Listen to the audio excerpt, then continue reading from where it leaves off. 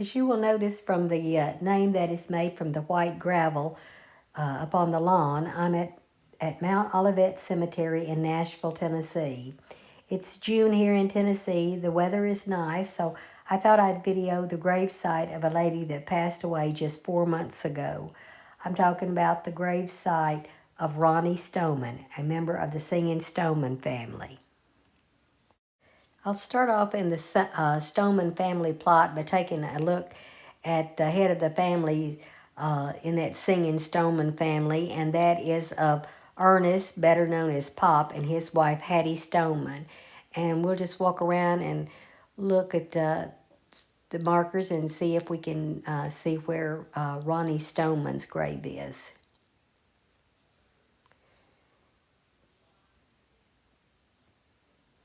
And I will come back and talk a little bit more about the other family members here.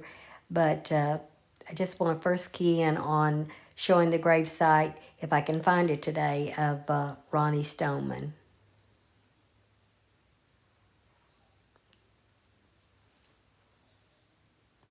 While we're taking a glimpse of the Stoneman family's grave sites here, I will mention that the Stoneman family has been inducted into the Bluegrass Music Hall of Fame, and Pop Stoneman, or Ernest, guess I should say, he has also been inducted into the Country Music Hall of Fame. So we'll just keep walking around and take a look at these grave sites.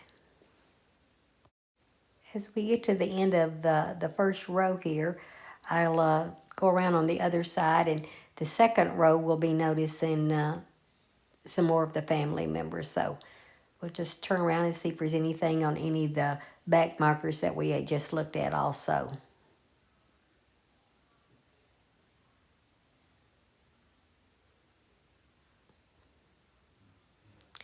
Don't see anything on the back marker here, but it also has some of the graves of other family members on the back side of them. So this is not the same as what's on the front side.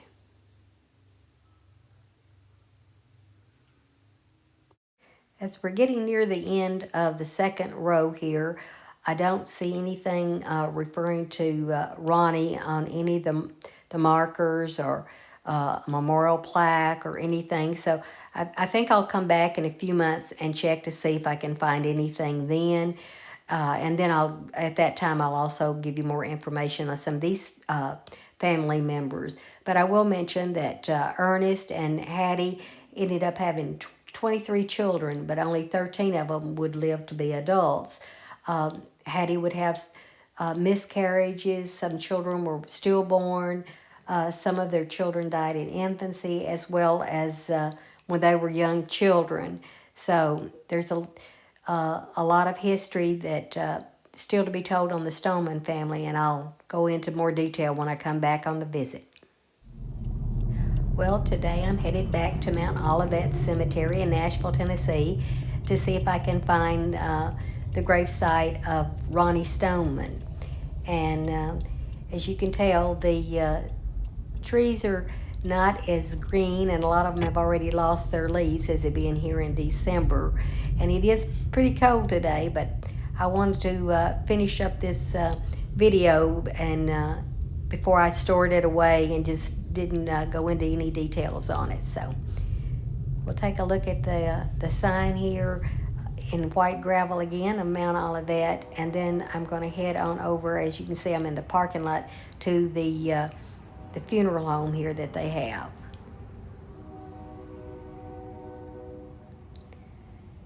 Looks like the tree really lost a lot of leaves there on the first part of that sign. And as I went into the cemetery funeral home, I asked questions, and she said that they had no record of Ronnie Stoneman being buried there. And I'm going to go on back to the Stoneman family while I'm telling a little bit more about the information that was given to me at the funeral home. So I thought, well, if you don't have it under Ronnie Stoneman, maybe you can have it under her given name, which was Veronica Stoneman, and they didn't. And I mentioned several of her married names to see if they could find it under there, and they just couldn't find any record at all. So I saw at my previous visit one that there was just a memorial plaque to one of the children there, and that child, we'll go into more detail about that when I get to the sign on it again. But I'm hoping today that I'll be able to find one that includes that on Ronnie Stoneman. And Ronnie was short course for Veronica, but her given name at birth was Veronica Loretta Stoneman. And not under this tree section, but the next one is where the Stoneman family plot is. So we'll just keep walking until we get there, and then I'll start talking a little bit about these markers that we will see here today. I think at one time or another, all 13 of Ernest and Hattie's children would play in their band. And they were known as the Singing Stoneman, of course. But they also had their own TV show for a while. As well as that, it got me looking and thinking about it when I went back from the first visit I had to checking a little bit more on the Bluegrass Music Hall of Fame inductees page. And from what I could see there, not all the children at that time were playing in the band. And at the induction part, it showed it as Ernest and Hattie, of course, but their children, Patsy, Donna, Ronnie, Scotty, Jimmy, and Van as being the members of that group. So we're coming up on Pop, as he was mostly called, and Hattie's marker, and I want to talk a little bit about each of these graves as we go around. As you look at Pop and Hattie's marker, you won't notice any musical instruments on it, but it is said that Pop would play the guitar and the auto harp, and I think he even played the harmonica, and Hattie was known for being a fiddle player. Now there's a little memorial plaque against the tree, and it was here the last time, and that memory or memorial plaque there is in regards to Irma Grace Stoneman Dugan, and her actual grave is at Woodlawn Memorial Park Cemetery in Nashville, Tennessee. Next is the grave site of Patty Inez, better known as Patsy, and if you notice, she had an auto harp as her main instrument up in the right-hand corner of that marker. Next, we're going to look at Oscar James, which was known as Jimmy Stoneman's marker, and as you can see, he was a guitar player. Of course, both of those have their spouses buried next to them.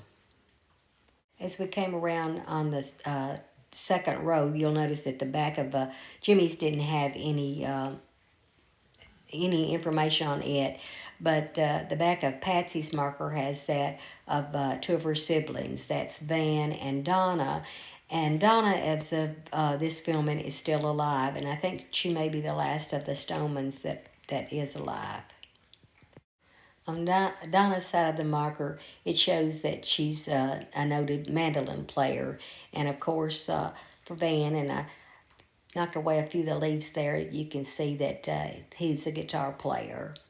Next, we're going to go on over to the marker for Calvin Scott, better known as Scotty.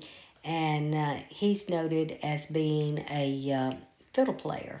So he has a fiddle on his... I don't know whether you would call that a headstone or footstone, but anyway, he has that on his. I read somewhere that Scotty was a 9-time national champion fiddle player, so he was an awesome fiddle player.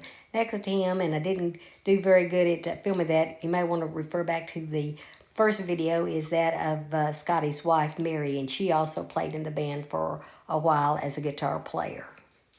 As I leave the cemetery here today, even though Find a Grave says Ronnie Stoneman is buried here, I have no record or any way of finding if she truly is or not. Ronnie will be remembered as the First Lady of Banjo and also a cast member of the TV show Hee Haw.